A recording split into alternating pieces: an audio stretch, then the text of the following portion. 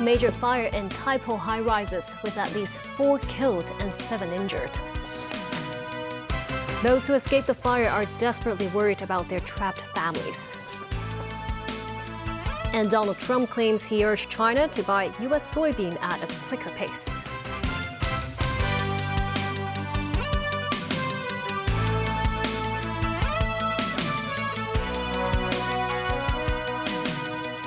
Good evening, and thank you for joining us. At least 4 people have been killed in a number 5 alarm fire in Wang Fuk Court, a housing estate in Tai Po. 7 others are injured and an unknown number of people are missing. At least 1 firefighter was killed. Scaffolding was erected in all 8 blocks of the estate for repairs and caught fire. The flames have also burned all the way to the top of the building. David Garrett reports.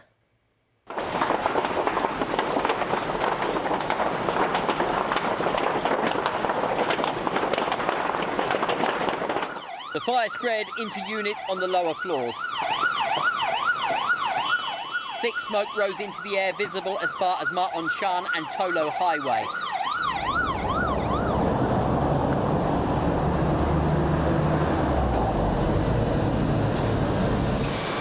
At 2:51 p.m, the Fire Services Department was alerted to a blaze at Wang Chong House in Wang Fuk Court. Calls for help from trapped residents continue to pour in as the blaze quickly spread to adjacent buildings.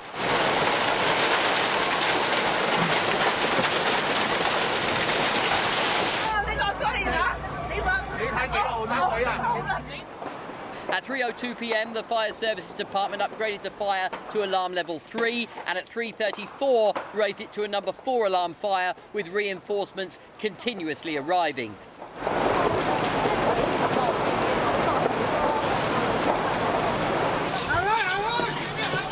Several people were in a serious condition. Some rescued residents were unconscious and paramedics continuously performed CPR.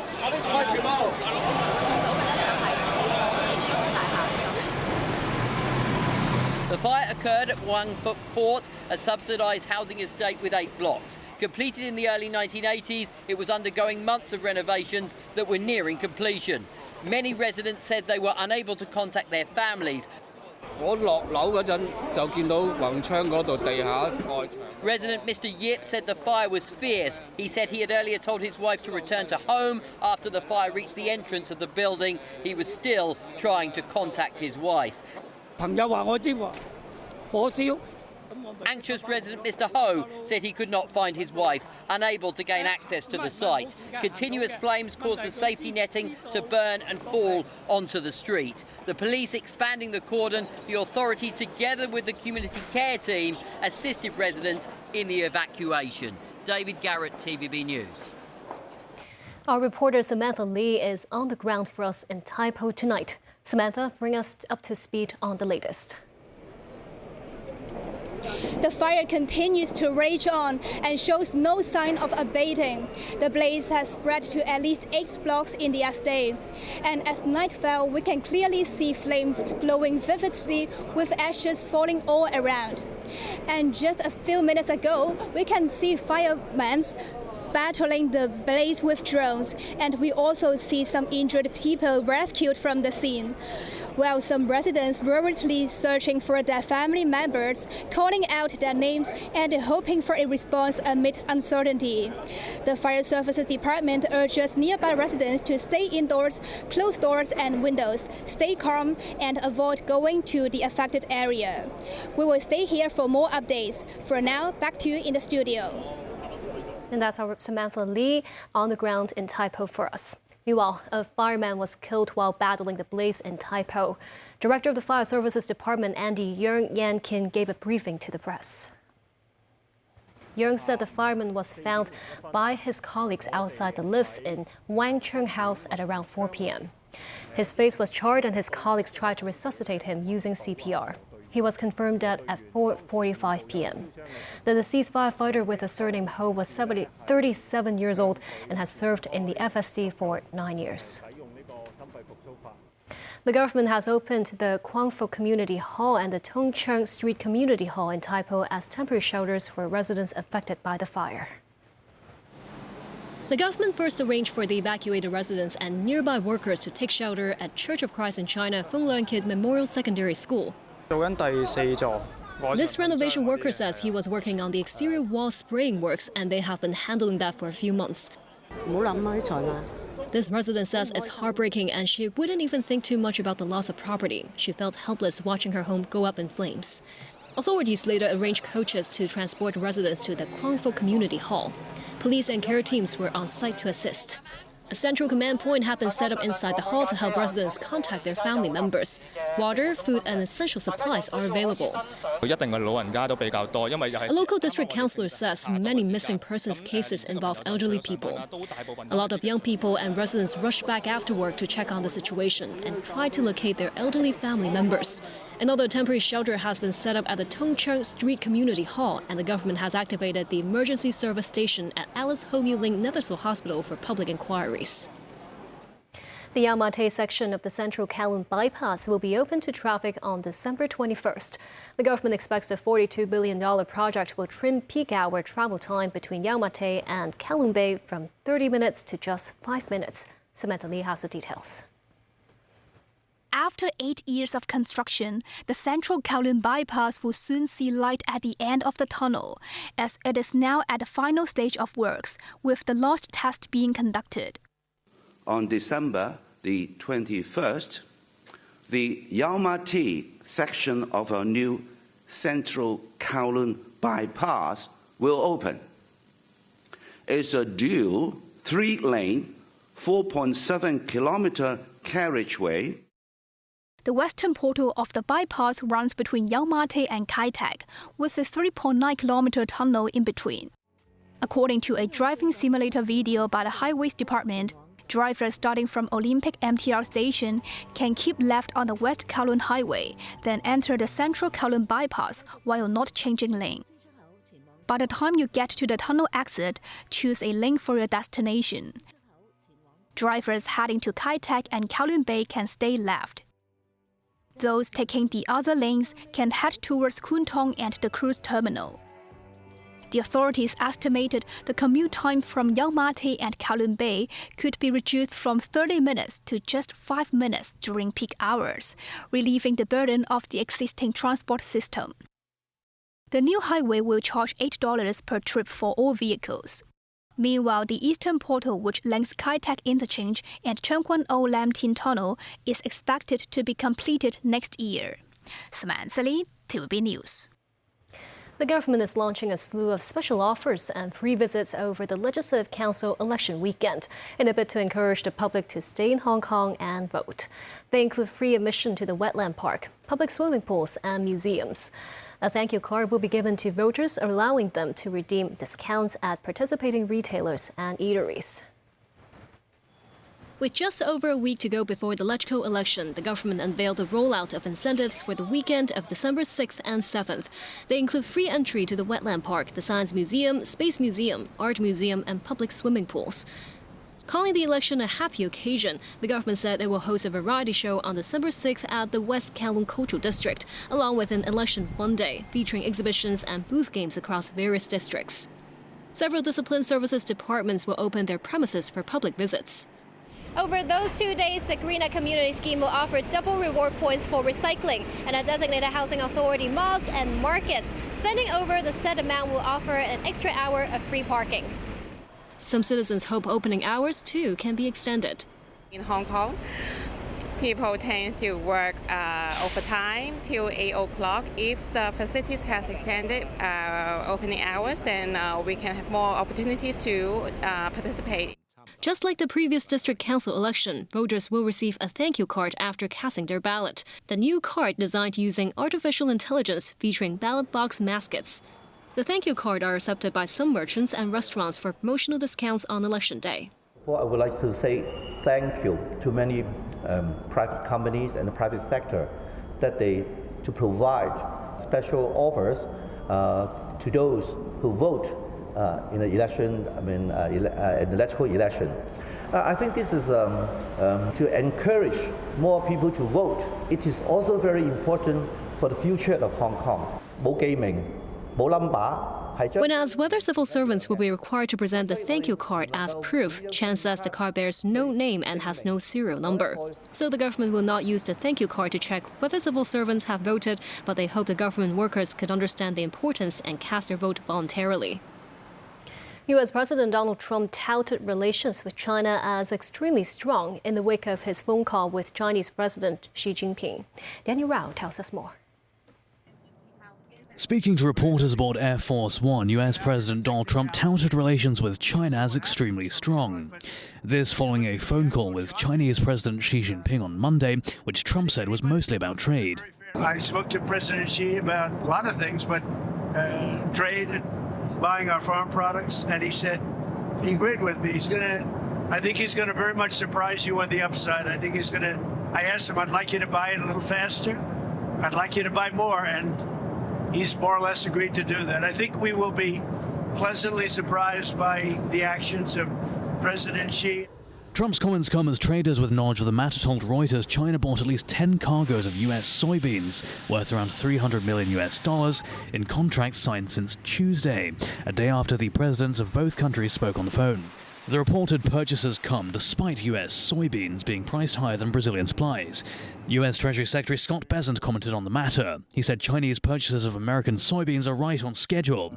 In an interview with CNBC, Bessent said the US and China will always be natural rivals, but the two countries' relationship is in a good place. Meanwhile, Chinese ambassador to the US, Xie Feng, delivering a keynote speech at the 2025 Kuliang Forum, said efforts should be made to promote the sound and sustained development of China-US relations. He stressed Beijing and Washington need to stand for peace and inject stability and certainty into the world. The Global Times quoted Trump as saying during the phone call that China was a big part of the Allied victory in World War II, and Washington understands how important the Taiwan issue is to Beijing. The Xi-Trump phone call took place amid increasing tensions between China and Japan, prompted by Japanese Prime Minister Sanae Takeji's comments regarding her stance on Taiwan. Danaral TV News. Thousands of Chinese tourists have cancelled trips to Japan after tensions between the two countries recently escalated, when Japan's Prime Minister Sanae Takaichi suggested Japan could become militarily involved if there were a conflict in the Taiwan Strait. This tea room in Tokyo's Asakusa usually has around 3,000 Chinese tourists visiting each year, where a classroom of up to 40 students can watch and experience a traditional tea ceremony. Rie Takeda says she has been receiving cancellations from Chinese visitors who couldn't attend her classes. A volunteer tour guide said if the number of Chinese visitors dips, it would be a major blow for the people in this area. An executive economist at Nomura Research Institute said if the current level of travel advisory remains, it could cost Japan 1.8 trillion yen or $11.5 billion, knocking 0.3 percentage points off the country's already weak annual economic growth. And still ahead, former Brazilian President Jair Bolsonaro starts his long jail term. And English cities ready to charge tourist tax.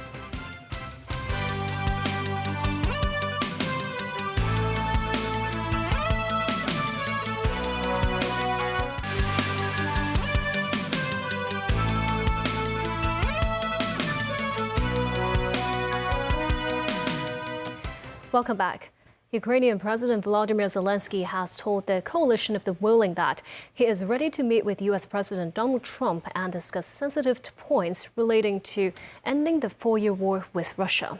This as Russian forces staged a mass drone attack on the Ukrainian city of Zaporizhia, triggering fires and injuring 12 people. Tracy Furness has more. Speaking to reporters aboard Air Force One, US President Donald Trump expressed optimism about the prospect of Russia and Ukraine reaching a peace deal, calling the status very close. And I think we're having good talks. We started with Russia. We're having some talks with Russia. Ukraine is doing well. I think they're pretty happy about it. They'd like to see it end. And we won't know for a little while, but we're making progress. You said, what are the big stakes? We settled 8 wars. And I thought this would be one of the easier ones because of my relationship with President Putin. But this is probably one of the more difficult ones. There's a lot of hatred. What's the next step? They're going to keep talking. They're talking to Russia now. Steve Witkoff is going over, maybe with Jared. I'm not sure about Jared going, but he's involved in the process, smart guy, and they're going to be meeting with President Putin, I believe, next week in Moscow. One Ukrainian official who is part of Ukraine's negotiating delegation attending talks in Geneva said there is no final version or framework for a peace plan. I would say there is no final version of any peace framework so far. So the document that was presented to Ukraine and discussed in Geneva was significantly transformed, and it reflects a lot of things that Ukraine wanted to put there or to change or to exclude from this plan, but there is no final draft. This is Ukraine's Volodymyr Zelensky speaking via video link to members of the coalition of the willing, said he is ready to meet with the US president. And I'm ready to meet with President Trump. And there are sensitive points to discuss. We have them still. And we think that the presence of European leaders could be helpful. And let's discuss some key issues today in a closed format. Meanwhile, constant missile and drone attacks have turned the soil surrounding Natsvergas gas facility in central Ukraine from black to a rusty red. The company's CEO said due to destruction, shelling, they have lost a large part of Ukrainian gas production, so now they are forced to import additional volumes of gas. He said the country needs 4.4 billion cubic meters of gas during the heating season.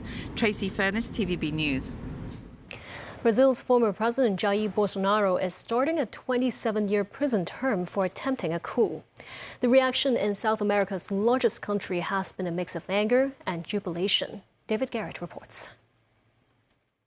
The federal police headquarters in the capital of Brazil, where Jair Bolsonaro is currently incarcerated and will stay, facing 27 years behind bars for plotting a coup. The former president in a 12-metre square room since the weekend where he was taken into custody, fearing he could flee amid planned protests. Outside, small demonstrations calling for Bolsonaro to be let free.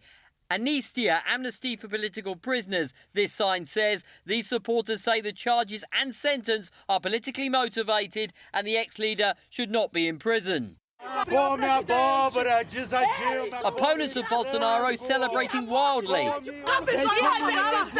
Pro or anti-Bolsonaro taking different stances on the Supreme Court ruling, arguing outside the building where the former Brazilian president is being held. We come and stand in defence of democracy, says Keith Lima, who, with other critics, never believed they'd see Bolsonaro jailed. They've corked champagnes, they've made their chants, and they celebrated what they think is going to be a very long prison time for the former President Bolsonaro at these federal police facilities in Brasilia. The 70-year-old was found guilty in September of trying to change the result of the 2022 presidential runoff that he narrowly lost to Luiz Inácio Lula da Silva. The Supreme Court dismissed claims from Bolsonaro's lawyers that their client was in poor health and should stay under house arrest, as he had been since August. The courts say he is a flight risk amid reports he'd asked Argentina's President Javier Milei and Hungary's Prime Minister Viktor Orban for political asylum. His sons visited their father, saying he is confused and vulnerable. Our doctor left his medication separated so he does not mix them. He needs care for hiccups. We are concerned. Senator Flavio Bolsonaro left after a half-hour visit. His father's legal team told no further appeals are possible. David Garrett, TVB News. A tourist tax is to be introduced across England, with local mayors imposing a modest charge on overnight stays. The revenue earned will be ploughed back into local transport and infrastructure. Tracy Furness has more.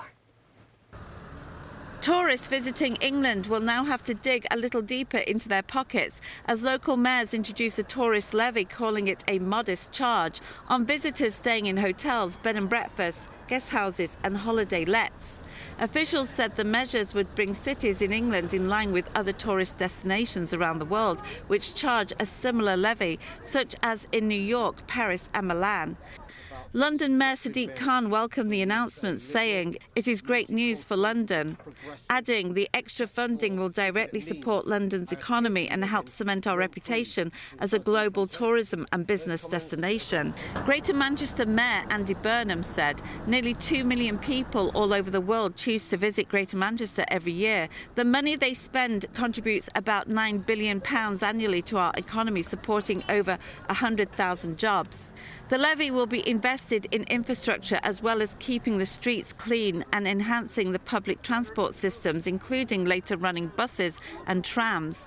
A research report from the Greater London Authority in 2017 estimated a 5% levy on accommodation could raise £239 million a year in the capital alone. Tracy Furness, TVB News. The marriage allowance under Macau's Social Security Fund will rise from the current MOP 2,220 to MOP 4,000 next year, marking an increase of more than 80%. If both newlyweds meet the eligibility requirements, they can each submit an application, meaning a couple may receive a total of MOP 8,000 in support. Some residents say their family originally asked them to get married this year because it's an auspicious year, but they consider postponing it because of the allowance. The wedding industry believes the policy could benefit the sector by encouraging more young people who might have wanted a simple registration to consider holding a proper ceremony. Macau lawmakers remind couples that to receive the marriage allowance, both partners must have contributed to the Social Security Fund for at least 9 months. And that's the news. Thank you for watching.